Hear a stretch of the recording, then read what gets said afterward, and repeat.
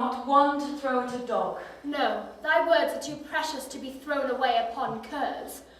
Throw some of them at me. Come, lay me with reasons. Well, then there were two cousins laid up, when the one should be lamed with reasons and the other mad without any. But is all this for your father? No, some of it is for my child's father.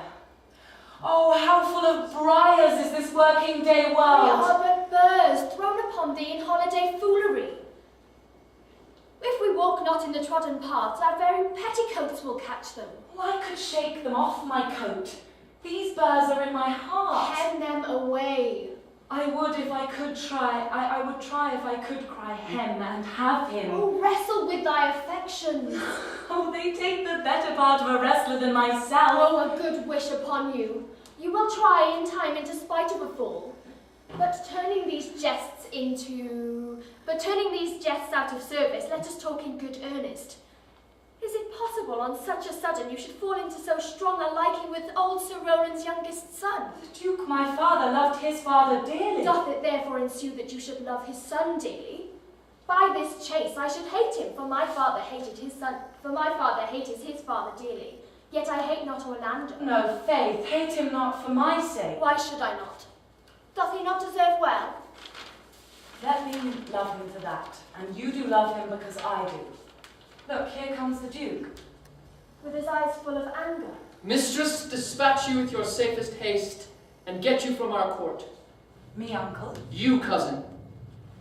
Within these 10 days, if that thou beest found so near our public court as 20 miles, thou diest for it.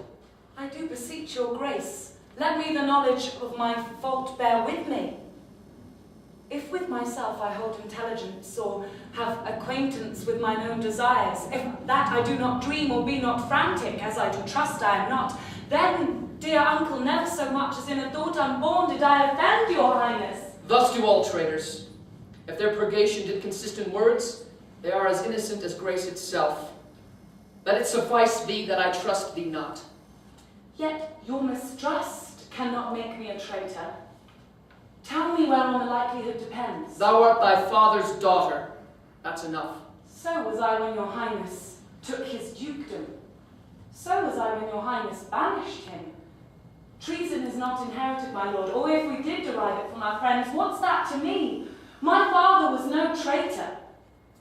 Then, good my liege, mistake me not so much to think my poverty is treacherous. Dear sovereign, hear me speak. Aye, Celia, we stayed her for your sake, else had she with her father ranged along. I did not then entreat you to have her stay.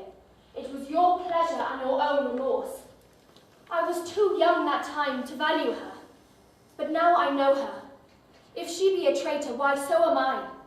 We have still slept together, rose at an instant, learned, played, ate together, and wheresoever we went, like Juno's swans, still we went coupled and inseparable. She is too subtle for thee, and her smoothness, her very silence, and her patience speak to the people, and they pity her.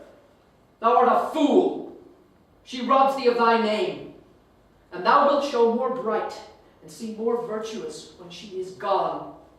Then open not thy lips. Firm and irrevocable is my doom, which I have passed upon her. She is banished. Pronounce that sentence then on me, my liege. I cannot live out of her company. You are a fool. You, niece, provide yourself. If you outstay the time, upon mine honor, and in the greatness of my word, you die.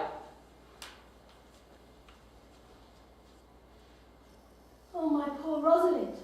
Okay, I'm just going to work on that bit. Good. Anything? Come and talk to me for it. Come and I just suggest about 5 major things and we're going to run again.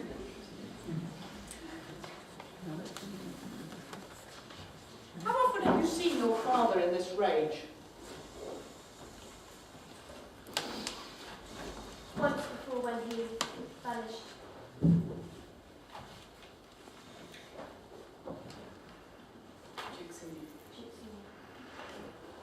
Is that right? Is that useful? Can we try something else? When you see him like this, you see what I would love from the scene. This is what he expects. I'll tell you what he expects. This is what a tyrant expects. You're banished. Go. He has no idea that these two young girls are going to stand up to him. Isn't that right? The drama is these two little frail girls take on this force in the way that nobody else is doing in the court.